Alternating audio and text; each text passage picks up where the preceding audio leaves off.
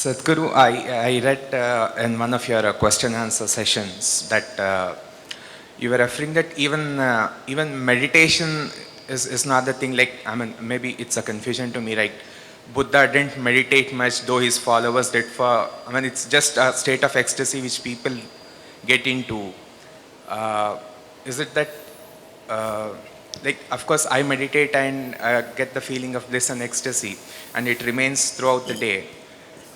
Is that enough for a spiritual journey? I'm a bit confused. It's enough incentive. It's only an incentive. Ecstasy is only an incentive. If it's painful, would you do it? No. So you feel blissful and ecstatic, that's only an incentive, that's not the goal. So Buddha was ecstatic? No, Buddha was never ecstatic. Did you ever see him dancing? He just sat like this. That's different. If I ask you to sit like that, would you sit? No. You need some incentive. So, just creating that sweetness in the system is an incentive. And above all, if you are feeling ecstatic within yourself, you become a better human being, isn't it? Aren't you? When you're very happy, aren't you a wonderful human being? Only when you're unhappy, you're a nasty human being, isn't it? Isn't it so? When you're happy, you're a wonderful human being, everybody is, isn't it? So keeping you ecstatic, a dose of ecstasy in the morning,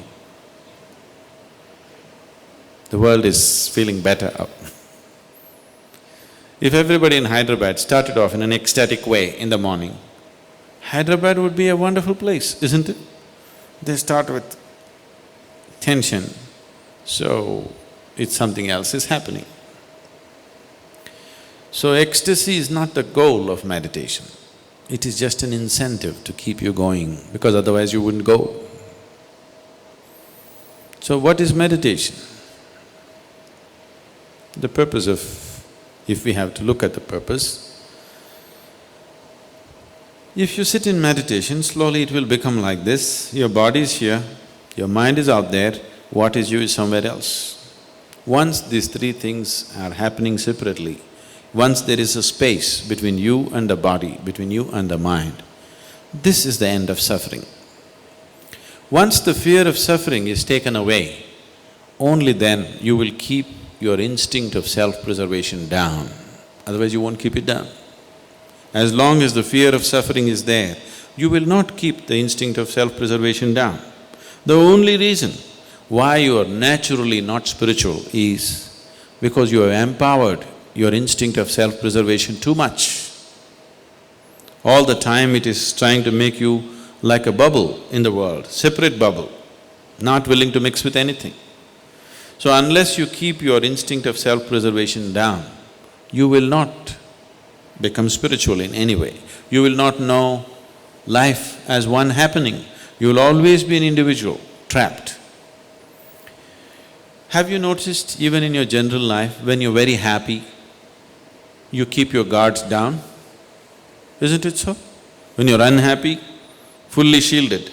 When you're happy, little down, isn't it? When you're very happy, it's all down. Have you noticed this? So this is the reason why you're willing to be happy only among certain people.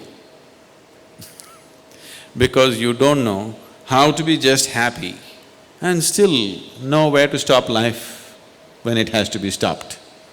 You're willing to be happy only with 5 people in your life because you think that is the only safe atmosphere where you can be happy, because you have always understood happiness as a certain vulnerability.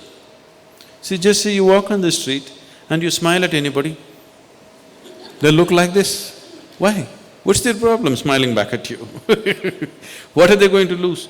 They think if I smile, he may exploit me. How will he exploit you? If he comes to pick your pocket, you can stop him. If he smiles, even a pickpocket smiles at you, why can't you smile at him? What is the problem?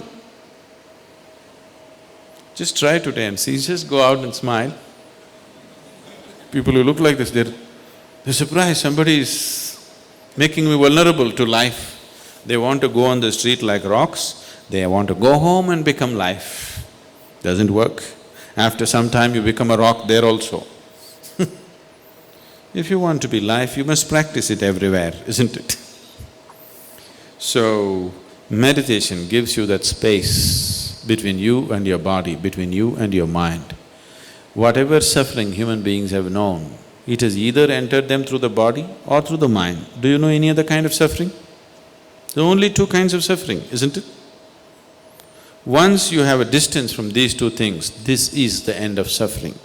Once the fear of suffering is taken away, only then you are willing to venture into other dimensions of life. Otherwise, no matter what I tell you, you are only looking for safety.